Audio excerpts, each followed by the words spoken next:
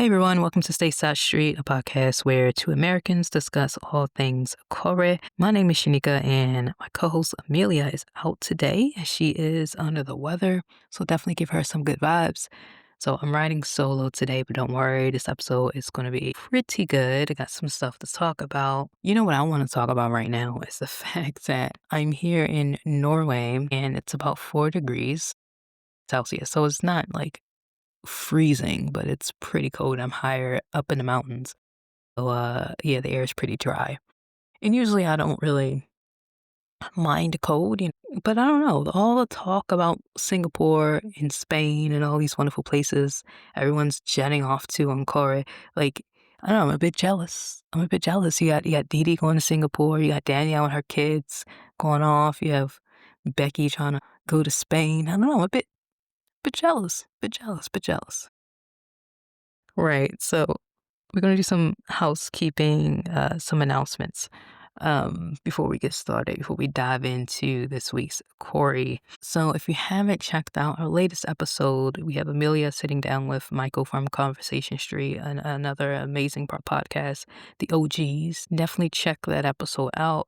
Unfortunately, I wasn't able to sit down with them, but I edited the episode down a little bit and it was very, very informative. It was really nice to hear how Michael and Gemma started Conversation Street, and you can really, really tell that they love soaps. They love Corey.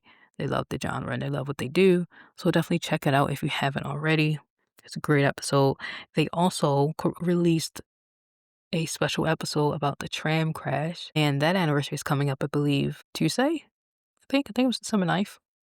Think the tram crash was so good. Like it brought back a lot of memories, like listening to them and going through it. I think I might actually rewatch the whole thing Tuesday, just for some nostalgia. And that was a live episode, brilliantly written by Jan McVeary, who we also had on the podcast.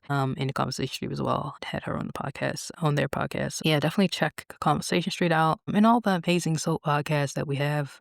Talk of the Street, Coronation Street, like all the podcasts. It's really cool, really awesome. So we've had a trailer dropped about Coronation Street and Emmerdale crossover, the Corydale, as everyone's calling it, Corydale. I'm so excited about that. I'm so excited.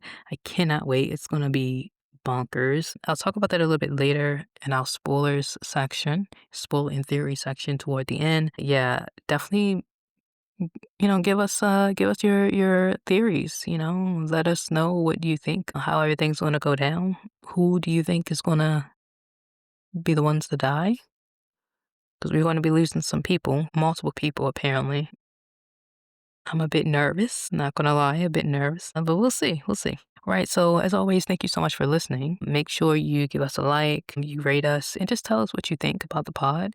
We're gearing up to celebrate our 1-year anniversary in February of 2026, and we have some really cool things coming up with that. Some really cool special episodes too, and I think you guys would really appreciate it, everyone. If you love soaps, you'll definitely appreciate the ones we have coming up. So yeah, let's get to the recap. So we had some really interesting episodes of Coronation Street this week. Monday's episode was my personal favorite. We also had some stuff going down Wednesday and Friday with Becky and Todd and Theo.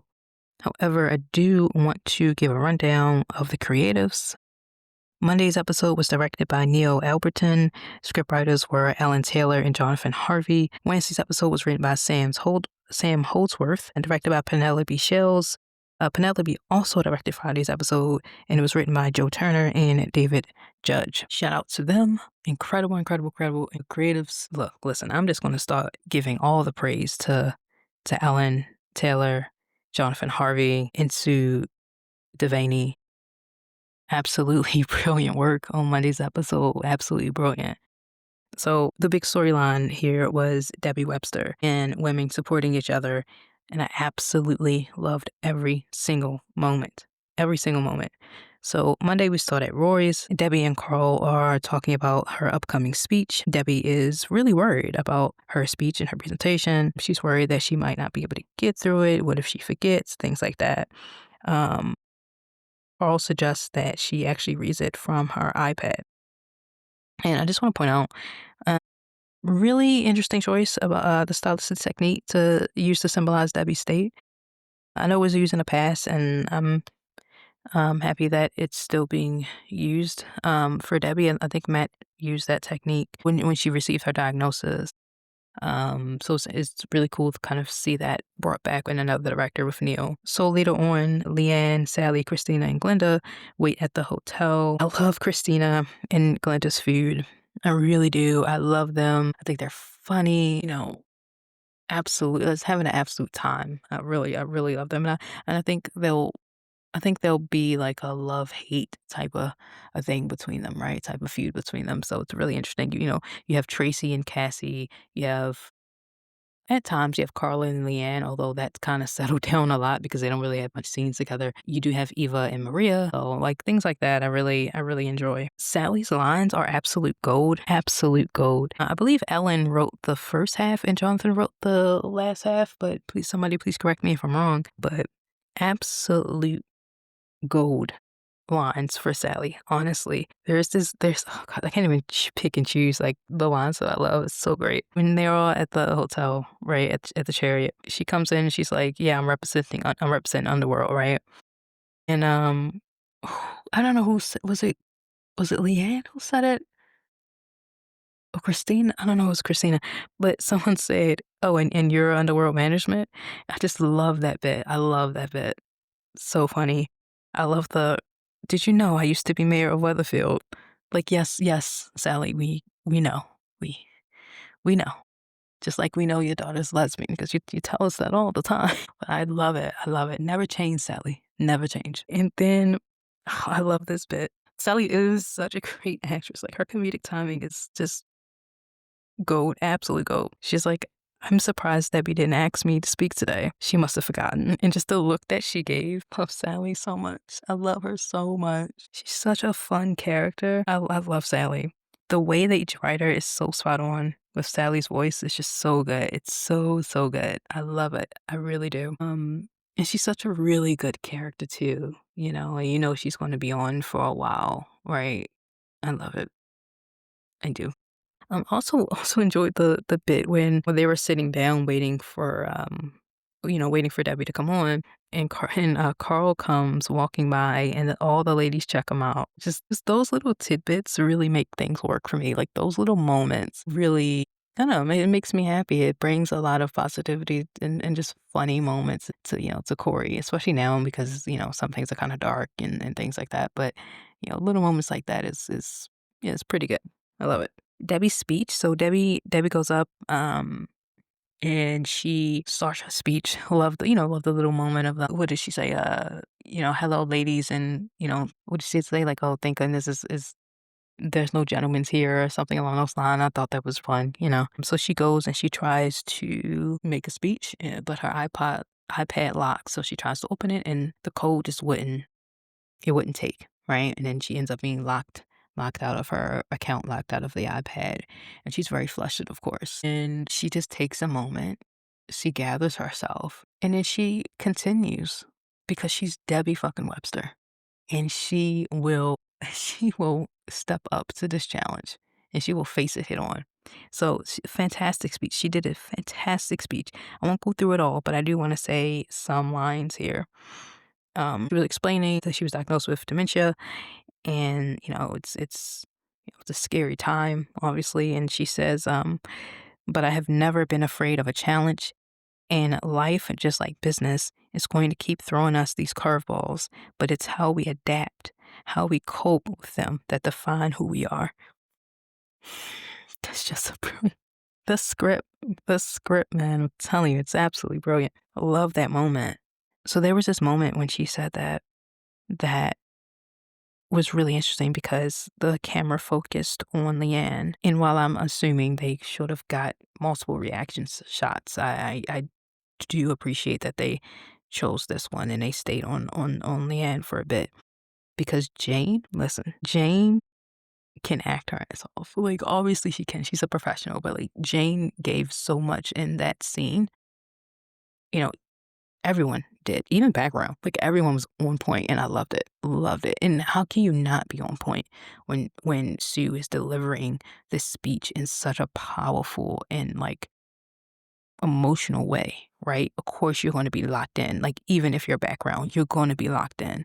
So it doesn't take much to really get, to really be present and get in that space. But with Leanne as a character, she's been thrown a lot of curveballs. Granted, some of them are, because of her own hands, but she's been given a lot of things to deal with. Especially recently with Nick and Toya, and just her past mistakes and her past choices and things like that. So um, I know it was really interesting to kind of connect the dots, I guess, with that. So um, but yeah, it was great. Everyone absolutely killed it because everybody was on point. Again, it's not hard to really be present and be in that space when you're looking at such a powerhouse of an actress deliver such amazing and really powerful, poignant lines. So she goes on to say, that she one day she'll lose this, she'll lose the chariot, she'll lose the hotel, she'll lose her business, you know, she'll lose the money, she'll lose this, she'll lose that. But there are material things, right?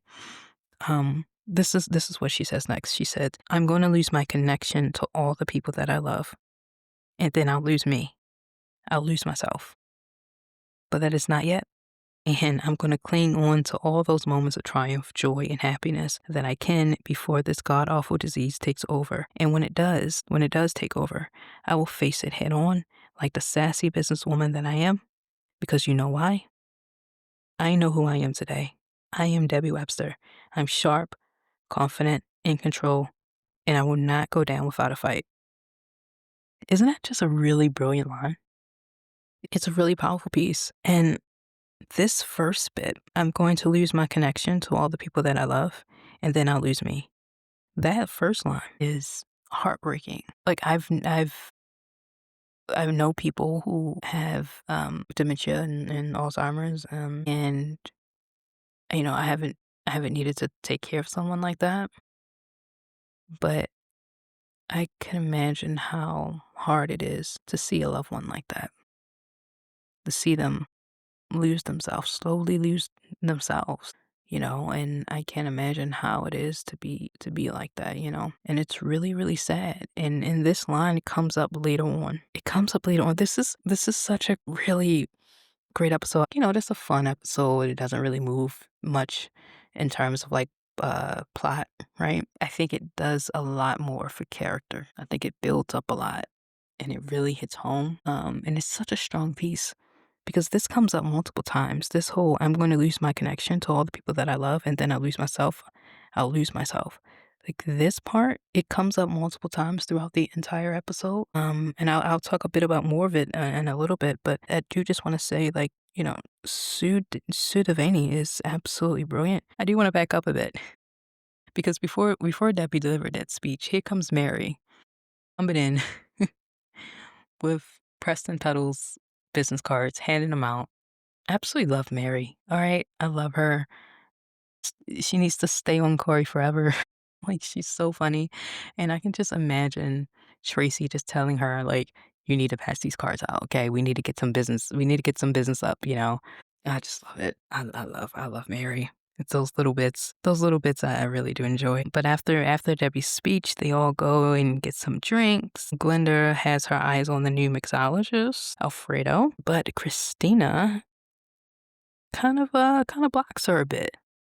She's like, she tells him that Glenda just came out of prison and that she's not the most hygienic person. Those two have a little tiff and drinks were slung. But it was funny. It was a bit of a laugh. And I do love their little relationship, I guess. I think it will turn more into like a love-hate sort of feud, like I said before, like Eva and Maria. I love the little love-hate relationship. I think it's going to blossom into something that's really interesting and really fun. But I do like a little bit of focus on Glenda in her isolation, I guess you can say. I do see Glenda as someone who wants companionship, who wants somebody to love and to love her, to want someone to share their life with, whether that be through like a child or like a relationship.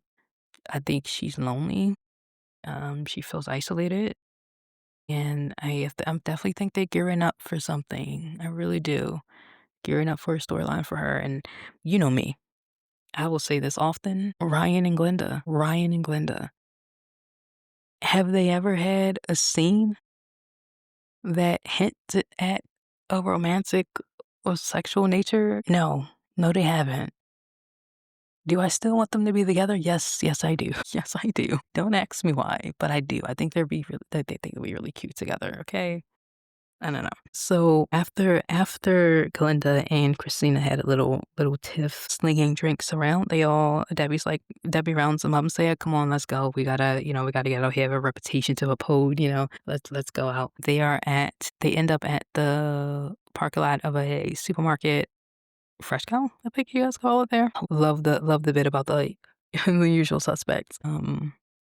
It's just a great moment, of empowerment and just pure joy. And again, it goes back to the line that Debbie said, but that is not yet. And I'm going to cling on to all those moments of triumph and joy and happiness. And that's what she's doing. She's clinging on to this happiness. I mean, she's in her like cart, or I guess trolley, I guess what y'all say in the UK, right? So like she's in the trolley, Bernie is pushing her. Bernie's not paying attention. She runs into a police car. Police comes out and he's just like, oh my goodness, I don't know how to deal with these people. You got these women. She's a little tipsy. It's just like I don't know what to do. And and they're just ragging. They're just having fun. Taking little jabs here and there. I love the bit about Sue Gaddis. Who was it? Well, it was Sally, I think. Sally's like, "Oh, do you know Sue?"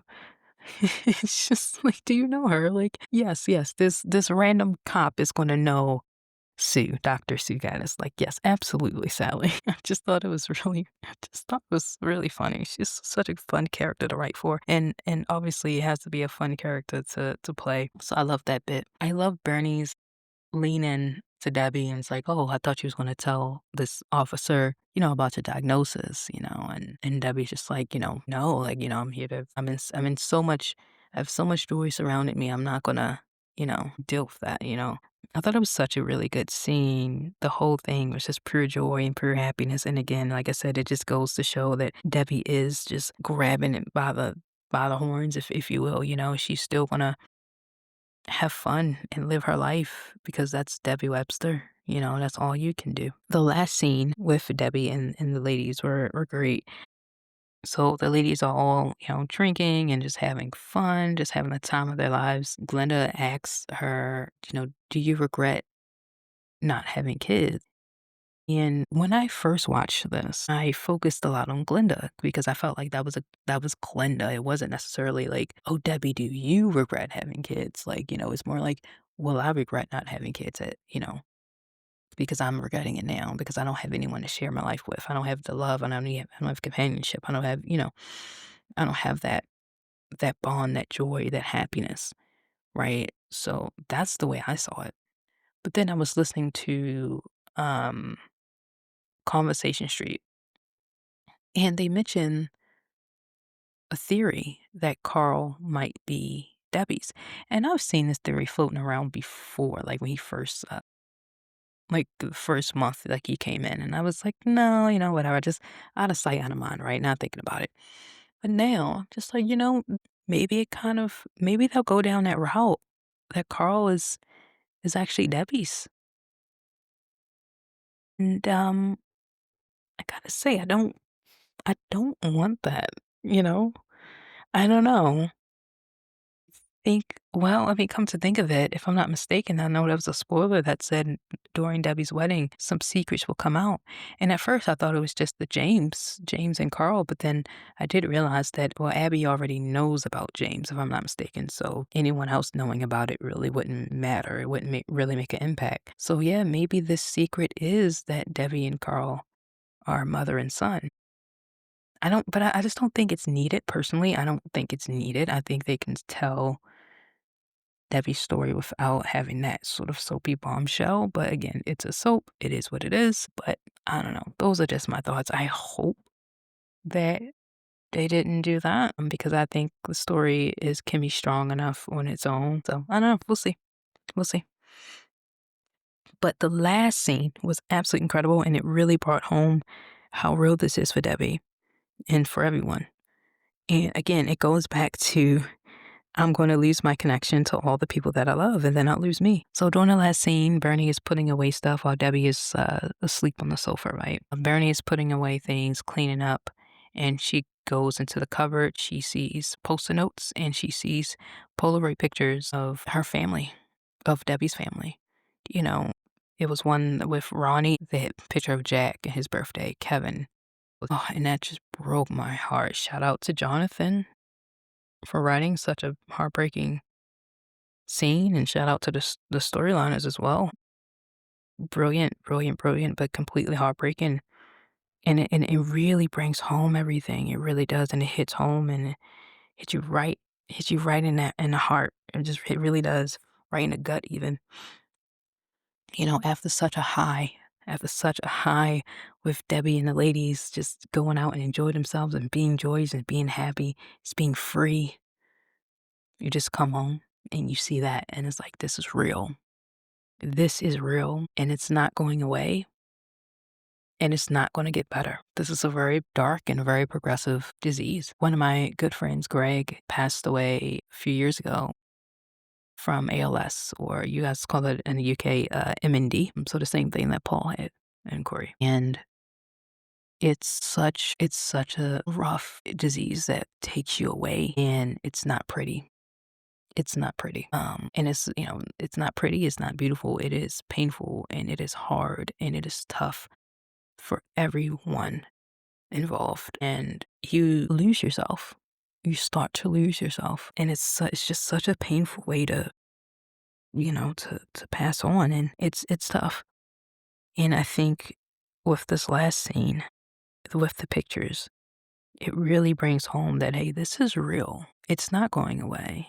It's going to get worse. But like Debbie says, how do you navigate that? How do you adapt with that? And it's something that what did she say in her speech? I will face it head on. I know who I am today. I am Debbie Webster, and I'm sharp, confident, in control, and I will not go down without a fight. That's very powerful. That's such a powerful thing. And I mean, it's Debbie's storyline. Like when I first heard that Sue was leaving, like everyone else, I was just like, "Oh my goodness, what are you guys doing? You're losing such a legend. Like, this is crazy, you know." But then if you really sit down, first of all, you would realize, like, one, it's an important storyline to tell. It really is. Two, Sue's gonna smash it 100%. And this is no disrespect to anyone else, but I cannot imagine anyone else playing this the way she is playing it. You need a character like that. You need an actress like that that will absolutely kill it, because you just know, like, once Debbie is gone, that is going to hit you right in the feels. You need somebody that you really care about to be ripped away from you to really appreciate it. I'm really sad that Sue's leaving, but from my understanding, she's still going to be here until 2027, if I'm not mistaken, based on some of the interviews that she did. But it's going to be really tough. It really is. But I am excited, and I'm bracing myself. Right. So the next big storyline is Swarla. Lisa Swain, Carla Connor, Becky, Rebecca Swain, Costello. Does anybody know what's going on? I don't, but I am intrigued. I'm interested. So in this week's Carla is looking for flats. Lisa wants to get back with Carla. Obviously, she loves her. There was a scene at the Rovers where when Carla was like, I'm looking for flats. I need a place to live. And Carla tells Lisa, like, I saw you putting up the Christmas tree looking cozy with Becky. Lisa said, you know the situation. You know the situation, right? Kind of dismisses Carla, doesn't even acknowledge it, but it's Lisa Swain. And that's what she does, right? More on that later, because I have thoughts. I do have thoughts, as always. There's this line, Carla says, like, I keep letting you break my heart. Lisa says, so you're going to break mine. Carla responds, I guess we broke each other's heart, right? They're going to get back together. Obviously, I think that's pretty obvious, but it doesn't make this any easier. for a lot of reasons. It doesn't make it any easier. Meanwhile, Becky tries to cover her tracks. She goes to see Soap, She threatens him. By the way, Soap is the one who possibly put him in a Costello in a coma. So she threatens him, tells him to get rid of the evidence, tie up loose ends, and if not, he will be dealt with. Very threatening, Becky, very threatening. So the police come and they sort of skedaddle. They scatter out of there. Backhand Becky goes to the hospital to kill Costello herself because if you want something done right, do it yourself, right? But Lisa comes in and stops her. This kind of reminds me when Becky was in the hospital when we first met her, when Roy saw her. Was she there to kill Curtis? Because if I'm not mistaken, a couple of days after, Curtis dies. So, yeah, I'm pretty sure maybe we can connect the dots and say that, yeah, she killed Curtis. She was there to kill Curtis, just like she was there to kill Costello. So, eventually, Costello wakes up, but he's still a bit out of it, and he probably will not be able to give much information. Meanwhile, Lisa tells Becky about Costello's condition, and Kit gets a tip that Soap has been picked up. So Kit goes to the station to interview Soap, but is met with a lot of resistance. So Kit goes to number 6 and talks to Lisa and Becky about Costello possibly being bent. Carla comes in and announces that, first of all, in such a queen behavior, announces that she's moving in, but she's not there for Lisa. Don't get it twisted. She's not there for you, Lisa. This is her house as well. This is Carla Connor. This is the Carla Connor we know and love. I love it. Go Carla. Go Carla. So Backhand Becky, just going to call her that for now on, Backhand Becky, she's being a bit sneaky. And she's trashing Costello's phone. Carla and Kit are working together and they are determined to bring down Becky and hopefully let Lisa see the light. Please, Lisa, see the light. More on that later, because I, again, have thoughts on that. I'm really interested in seeing how this will play out. You know, with everything going on, I feel like it's a bit convoluted, yeah? Like, isn't it a bit convoluted? We have so many players in the game. If you really think about it, we have Logan, Maddie, Becky, Soap, Costello, Kit, Carla, Lisa, that therapist that Lisa saw, the guy that threatened Logan, the DI that Kit talked to, Theo Worley. We have so many people, so many hands in the game, and I really do hope that they connect the dots in the end. Because for now, it just seems like things aren't quite adding up. Things aren't really adding up here. It seems like they moved away from the Logan Maddie thing, but it it still happened, and we still have questions about things like that. Like, who was the mutual friend? Who was Costello talking to that one time on the phone? So many pieces needs to be put together in this puzzle, and it seems like it's being put together, but the puzzle isn't looking like the finished product, if that makes sense. But there's so much more to come, and I'm really excited, actually. Overall, honestly, I think everyone's doing a fantastic job, and I don't want to go off on a tangent, but I will say, just in general, some of these soaps has been on for 60 plus years, and it would be ignorant to think that every single storyline in those 60 plus years is going to be perfect. It's just not possible. There's bound to be ups and downs. There's bound to be storylines and characters and decisions and stuff that we might not like, we might not gel with. So we just, I guess in general, just keep in mind that, nobody, generally, no one really sets out to make a bad soap, right? Because that's their name on that product. So just, I don't know, just something I was just kind of wanted to say just in general, because soaps are soaps, it is what it is. Some things that I do kind of want to talk about though, some questions that I've been seeing floating around. Why does Lisa trust Becky?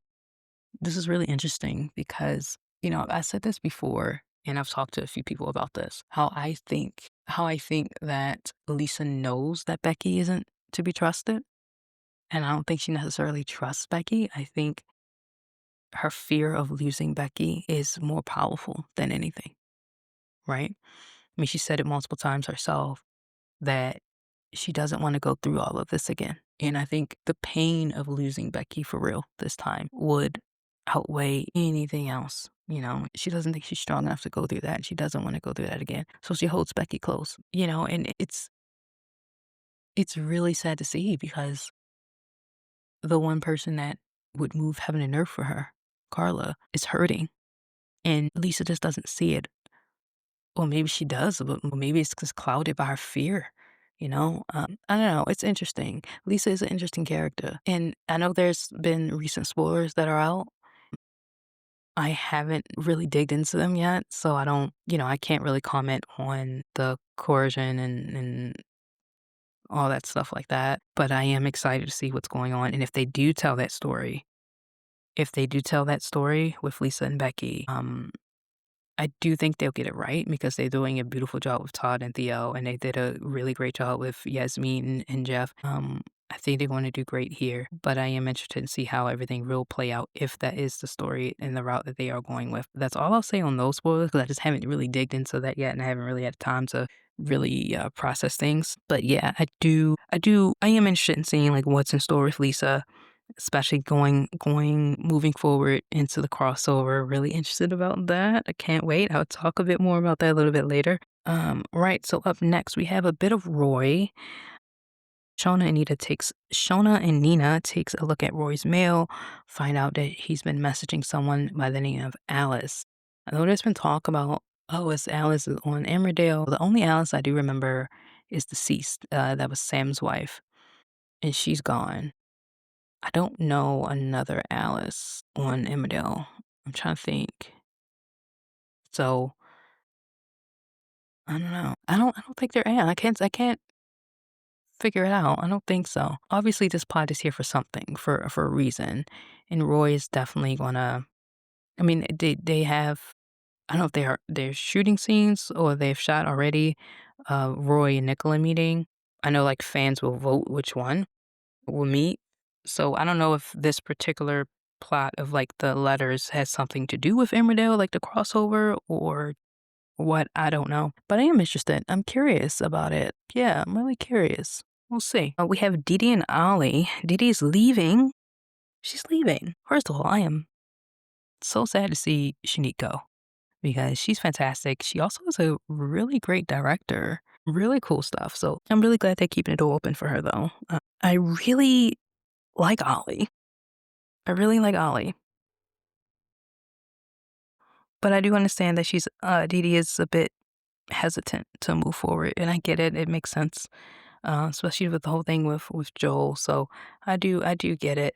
Um, it felt a bit, I don't know, kind of feels a bit rushed, but with everything else going on, like all the other storylines, again, I kind of get it. But overall, I'm excited that they have kept the door open if Shanika ever wants to come back, or even if they want to recast the character, whatever. Like I'm I'm glad about that. I am curious of how James will take it. So we'll see. I feel like it's going to be interesting, definitely. We have Asha and Dev. Dev is really stressed because Asha is coming back home. However, he feels a bit overwhelmed. I think he's overcompensating. He doesn't really know what to do, and it's understandable. It's really hard to navigate someone, especially your child, coming back after an attempt, after a suicide attempt. So I said it in the last episode, the last recap episode, but I really wish they would have waited a bit to do this, either like before this whole Swarla and Todd and Theo Corey Dale thing or afterwards, just because I really wanted them to give everyone time to really sink their teeth into this, right? I think this could have been a really standout storyline, like a really standout storyline. This timing, in my opinion, has been unfortunate because a lot more other storylines are getting attention, especially like media attention. I don't know. It's a bit unfortunate because they're all such great actors, and it's such an important storyline to cover.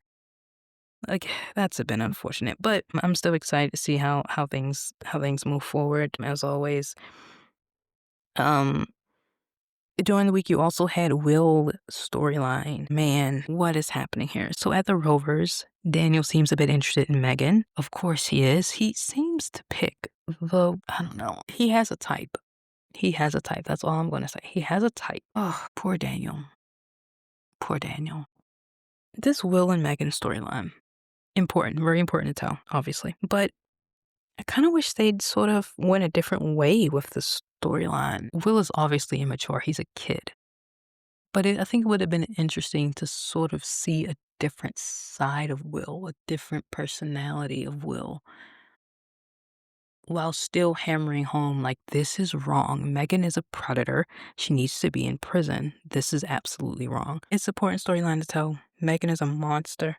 I really do hope that they sort of weave this in with Tim's storyline, which they seem to have dropped, and I hope that's not the case. I do know Lauren is going to get into this, but I really hope Tim also gets into it as well because it it's needed. It's needed because it's really not talked about a lot. It's really not talked about. I mean, growing up, like you hear these guys like, "Oh yeah, I just bagged so and so. I just did so and so," and it's just like you were abused. Like this is abuse, and this is predatory. And it's not something that grown men should brag about. I really do hope they give it the time and the space needed, and I hope they weave it into Tim's storyline because, again, very important. And then lastly, we had Todd and Theo, and I really want to take some time here with Todd and Theo because I think it's very important. I think it's one of the most important storylines of the week, along with Debbie's story. So this week Todd is gearing up to see Summer, but Theo is against it. Theo tries to talk him out of it. He sort of isolates him. He does isolate him. Actually, he said, you have to stay home because I don't want other people to get the wrong ideas about his injury. Stay home, lay low, don't go outside, isolates him. So Todd agrees, not that he has a choice. But Theo goes to Roy's. He's with Gary, and Summer comes in. It's really interesting with Summer. First of all, I'm really glad she's getting more scenes. Really feel bad for Summer what's coming up because she has lost so many people in her life, and she's gonna lose one more person definitely. But I also think Todd might get like seriously injured. That's just my opinion. It's not looking good. Not looking good. But it's really interesting, Theo. When Theo first came on, I would have loved to have seen Theo be a tad more ingrained into Todd's family with Billy and Summer and even the Platts, I guess. Like I kind of wanted to see Theo be more accepted into the family, into his found family, right? George even, right? Christina even. So when this does come out, it would be shocking. You know how something happens in your neighborhood and your neighbor just says, "No, he was so great. He was so funny. He was so respectful. I never would have thought it." "Oh, little Timmy, he always helped me with my bags." Like something like that. Like I want them to have that bond because oftentimes that's what happened. It isn't always in your face. Sometimes it's like, I don't know, something's kind of wrong with this guy. I don't know. I can't put my finger on it, which I think that's what they're giving us, right? Billy can't quite put his finger on it. George can't quite put his finger on it. Christina, she doesn't like him, but it's always something. Even Summer, it's like, yeah, he's okay, but I don't know, something about him I can't quite pinpoint. Whereas and on the flip side, I would have loved to have been something like a Paul, right? Like somebody that's like welcome with open arms in that family. So he can also use Theo can also use that his relationship with Todd's family, his found family. He used that to sort of gaslight Todd even more to say, "Oh, you're just," and also his other family members can be like, "Oh, you just no, Theo is fine. Like he's." So I don't know. It just would be kind of interesting to kind of see that play out a bit, in my opinion. But we have such a great hard hitting storyline doesn't even matter. It's just my thoughts, right? So anyways, Christina is very worried for Todd, but Todd again assures that things are okay, and Theo continues to isolate Todd. Later on, Danielle comes by and tells Todd that she's taking the kids on holiday. Todd gets really upset with this. He pleads the case and tries to defend Theo. However, when Theo comes back in, he is calm. He's calm, he's collected, and he's completely understanding about the holiday. He's on board. He's on Danielle's side, and he makes Todd seem like he's overreacting, and he's gaslighting. So afterwards, Todd tries to leave, but Theo completely breaks down completely breaks down. It's another tactic here. It's another tactic, another pattern of abuse, another pattern of manipulation, another pattern of gaslighting. It really, really, it really reminds you of the scene at the gay village with, cannot think of the character's name, but his ex-boyfriend. So really interesting callbacks here. And you can see a pattern. Even with Danielle, you can see a pattern. So later on, Todd and Billy talk a bit. Billy's very concerned, rightfully so. He's very concerned, but he doesn't push too much. And that's going to, come back to sort of haunt him, right? He doesn't push that much. He just sort of, all right, you'll come when you're ready. But again, Todd dismisses Billy's concerns. They hug, and Theo, of course, sees this. Later on that night, Todd goes home. He sets up these like nanny or spy cameras around, and it's really, really interesting. Matt Hilton is actually directing a special episode, a special Theo and Todd episode. And we had Matt on a show not that long ago. Had the privilege to interview him, and he's a fantastic, fantastic director. He has so much knowledge directing for soaps, TV production, just character, everything. He's absolutely brilliant. And he also directed I think it was a second AD for the live episode, if I'm not mistaken. So he is absolutely brilliant. He's directing the special episode of Todd and Theo, which I am going to read a bit about. This is from Metro. I'm just going to read up a bit about it. So it's a special two-hander episode. Coronation Street highlights the stifling, claustrophobic nature of a relationship where domestic violence is a regular occurrence and just how difficult it is to escape. Audience will be giving a chilling, fly-on-the-wall perspective on Todd's life under the roof of an abuser with a found footage feel. Every scene is shot from the point of view of a hidden camera, a Ring doorbell, CCTV, and police body cam footage. Actor Gareth Pierce describes how he felt approaching the filming of this powerful single-strand story. He says, according to Metro, excited and a tiny bit trepidatious, he admits. We were discovering how to play to that style of film on the job. So it felt like an exciting collaborative adventure for all the departments. The first few days were like we were filming something that felt like Corey, but in a format that was new to us all. It was the style of a episode of 24 Hour in Police Custody. So this is really interesting, the way that Gareth describes how it was filming. From a technical standpoint, it's interesting to kind of dig in and see how everything works out, right? And I really hope Matt does the sort of behind the scenes look or a director's corner type of thing. I think it's a brilliant concept, especially for Todd and Theo. I think it's a brilliant concept. Sort of get an inside look of it. And I can imagine how unnerving it's going to be for the audience to see, because it's giving you an inside look at things. But unlike a regular, like you just watching a regular Corey episode, this is like you are on the outside looking in. You want to stop it. You want to just grab Todd. You want to save him. I love it. I think it's brilliant. I can't wait to see it. Um, And again, I really hope Matt does like a Q&A or something like that. I would be asking so many questions about the process. So yeah, that's what happened on this week's Coronation Street. For me, the breakout stories were Debbie and the Todd and Theo story. Carla and Lisa's storyline is it took a back seat, and it is ramping up, which I'm really excited about. Let's talk about Corey Dale. So we had a trailer released, like a 20-second trailer. Pure carnage. We had, car accidents. We possibly had Charity. I think I spotted Charity's car. I also spotted, I believe, Kit's car as well. It looks like it could also be Carlo or Kane's car. It looks like we had Tracy yelling about the fire spreading to the car, Tracy Barlow. We had, to me, it sounded like Aaron. And to me, it looked like Robert running to the car. I don't know. If you guys have any solid information about it because I haven't really read a whole bunch of spoilers about this Cordell crossover, because I want to sort of come in fresh. It's so exciting. I think we have Debbie. I think I saw Debbie in the Coronation Street Cordell trailer. I want to say I saw Carl. Someone said they heard Ryan Connor. I don't know if that was Ryan or not.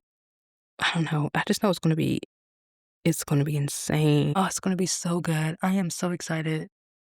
less than a month away, less than a month away, and I'm telling you, it cannot come soon enough. I am so ready. It's going to be like technically sound, like the production of it, like the filming of it is going to be sound. It's going to be gold. It's going to be south. You already know this. The script is going to be amazing, and you already know the acting is going to be bonkers, bro. Like, it's going to be so good. I cannot wait. I'm still reeling from the limo crash that was beautifully directed by Vicky Thomas.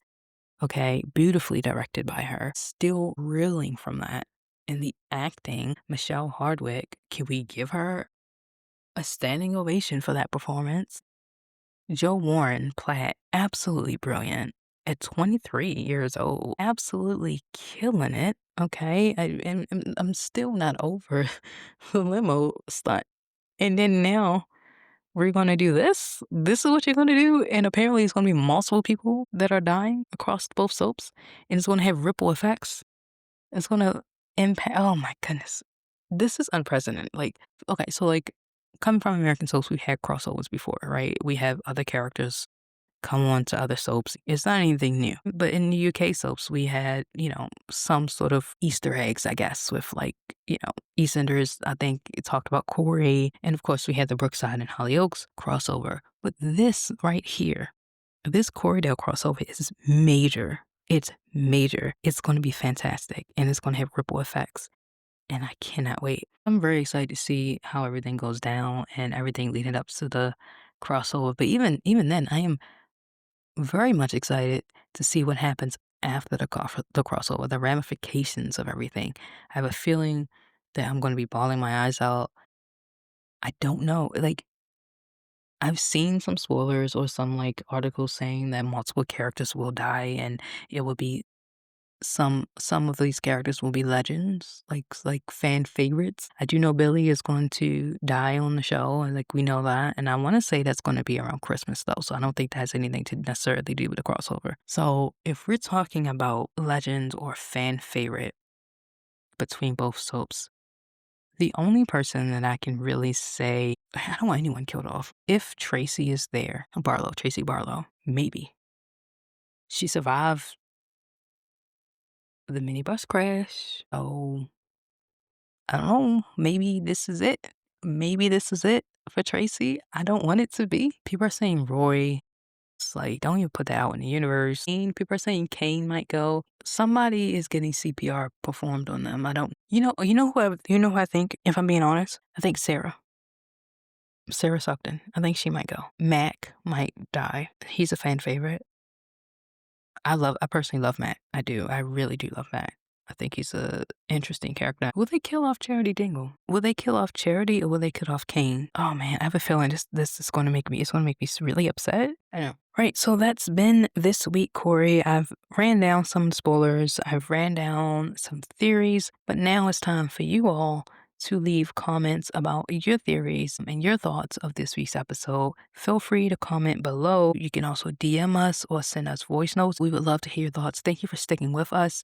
We have some really awesome things coming up, some really cool interviews I'm really excited about. Yeah, I wish I can say more, but some really cool stuff coming along. Thank you for sticking with us. Definitely support other podcasts as well. We have Conversation Street. We have Talk of the Street. We have so many other podcasts. It's definitely supported. We all family here. Guys, my name is Shanika. This has been Stateside Street. You all have been absolutely fabulous. Thank you all for listening. Be safe.